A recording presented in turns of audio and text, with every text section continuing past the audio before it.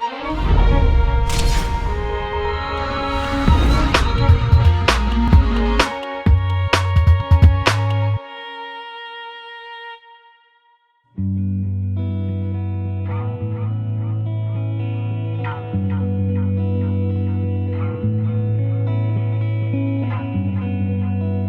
20% of produce is thrown away by grocery stores or because of some reason or the other. You cannot blame the grocery store, you really have to blame the public. Because the public is not like, are you going to buy a tomato? Even though if you know very clearly, I'm going to make tomato sauce today. You could definitely buy a tomato which is a bit squished or a dent, but will you do it? You are not doing it, so you cannot just always blame the grocery store. You have to blame the public too.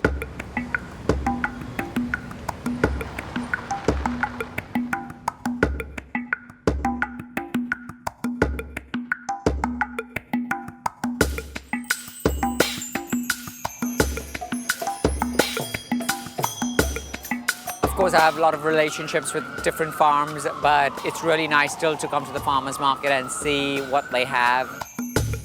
We have things that they are very nicely and very readily available to give us. She's very kind enough, as I said, that she will let us take things that she doesn't want to sell. And you're welcome to take it. You're welcome. Thank you so much. So this stuff was like the nicer stuff we separated, but you're like great. perfectly allowed. I mean, you can Thank take you. all of it. I mean, on that stuff if you want it. Okay. Too, but do you want a bag? Or we If don't that's, really have it's okay. We big can bags. even if you have a newspaper, I can wrap it up in every day in my house itself. Even though I don't want to waste or whatever, it's just the way the packaging is, the way everything is sold. It's just sold in such ways that it just creates more waste. Yeah. That's that great. Nice. It's Yeah, it's just a little. But you think just for this people won't buy it? I don't believe that's the case, that you cannot make anything nice if you had not used the best produce. I think I completely disagree on that. How much composting do you all do on an average?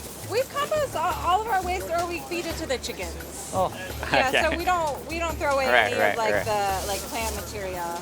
With vegetables, it's been a little hard. I mean, there are some companies which sell, but they sell humongous quantities. And for us, humongous quantities doesn't work. Very kind of you. Thank you. Thanks. And come by. Okay, good. So I just wanted to ask you if there's anything you want to sell which you are going to throw away, or... Right back here, yeah. Okay, what do you have? Tomatoes and more tomatoes. All tomatoes, yeah. Okay, these are wonderful. Rummage through them. That's oozy. I mean, we can still use it. It's not a big deal. So what do we pay you for this? You can have it, don't worry about it. Thank you. I think the catalyst would be, when you're born in a third world country, it just comes naturally. I think it doesn't matter if you came from a rich family or not. It just is just something that you see on a day-to-day basis, and it just becomes a part of your life.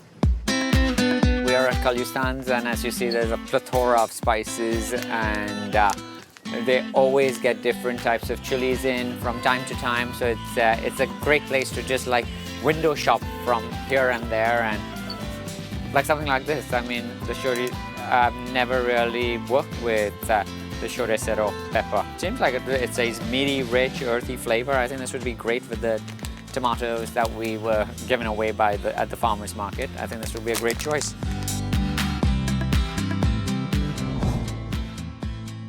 So Graffiti Earth's philosophy is how we can save the planet little at a time, in terms of food waste, in terms of material waste, in terms of people waste. It could be anything of that nature. All right, so Javi, this is what we've got. Nice green ones.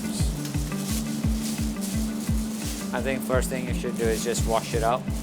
These green scraps are all going to go in to make our stock with the vegetable scraps. We're just going to use that in there today.